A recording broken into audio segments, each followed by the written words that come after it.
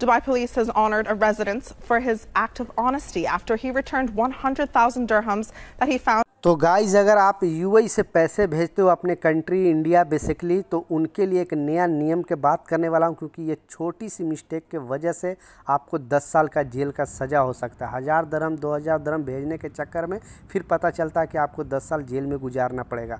तो ये नियम जानना बेहद ज़रूरी है, बिल्कुल इग्नोर नहीं करना, क्योंकि बहुत ही इंपॉर्टेंट खबर है। 4 बहुत बड़ी खबर सामने आ रही है, चारों अपडेट के ऊपर आपसे बात करने वाला हूँ।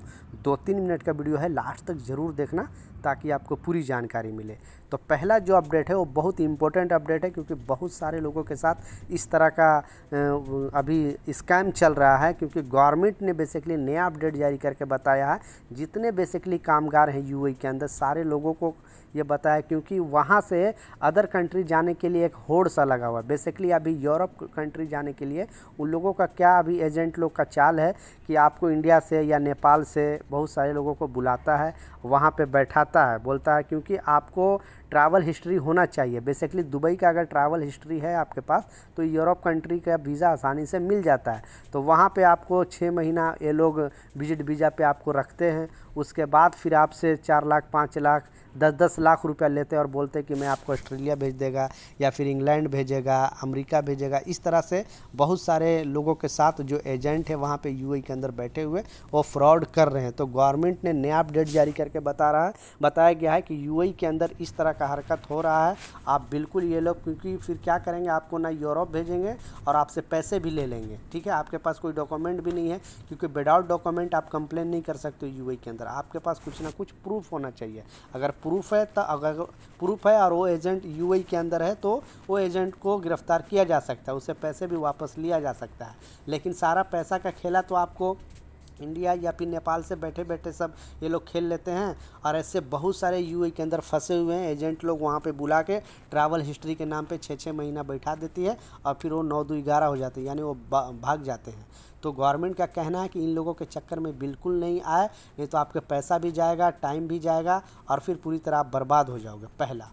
दूसरा जो सबसे इम्पोर्टेंट अपडेट है, इसमें बताया जैसा शॉर्ट वीडियो में दिखाया, क्योंकि 2 दिन पहले भी मैंने न्यूज़ में बताया, लेकिन आज दीपावली के दिन भी एक न्यूज़ जो चैनल है यूएई का न्यूज़ चैनल है, उसमें एक न्यूज़ आया और बताया है कि एक इंडियन की काफ़ी तारीफ़ हो रही है। क्योंकि ईमानदारी के मामले में पहले तो जय हिंद ज़रूर लिखो अगर आप एक इंडियन हो, क्योंकि ये न्यूज़ ही कुछ ऐसा है। ये इंडियन की तारीफ़ इसलिए हो रही है क्योंकि इनको 1 लाख दरहम मिला था, कहीं पर गिरा हुआ मिला था। क्योंकि थोड़ा दिन पहले यूएई गवर्नमेंट ने एक नया लॉ बनाया था कि अगर यूएई के अंदर किसी का भी सामान आपको मिल जाता है, पर्स है, आईडी है या फिर पैसे हैं, किसी तरह का सामान है, तो 48 आवर्स के अंदर अपने जितने भी नज़दीक के पुलिस स्टेशन है वहाँ पे आपको वापस दे देना है। अगर आप ऐसा नहीं करोगे और पकड़े जाओगे तो फिर आप पर बड़ी कार्रवाई होगी। तो बहुत सारे जितने भी सामान मिल रहे हैं तो ये क्या करते हैं, वापस कर ही देते हैं। लेकिन अगर ये शख्स को 1 लाख दरहम मिला था गिरा हुआ, अगर ये नहीं वापस करता तो इतना कोई चेक करने वाला नहीं था। लेकिन ये शख्स क्या किया, जो इंडियन है, जैसा मैं इमेज भी लगा कर आपको दिखा रहा हूँ, ये शख्स ने 1 लाख दरहम पुलिस को रिटर्न दिया। और वो पुलिस ने क्या किया, क्योंकि उसने जिसका गुम हो गया तो उसने भी रिपोर्ट लिखवाया था और वो उसका पैसा वापस हो गया।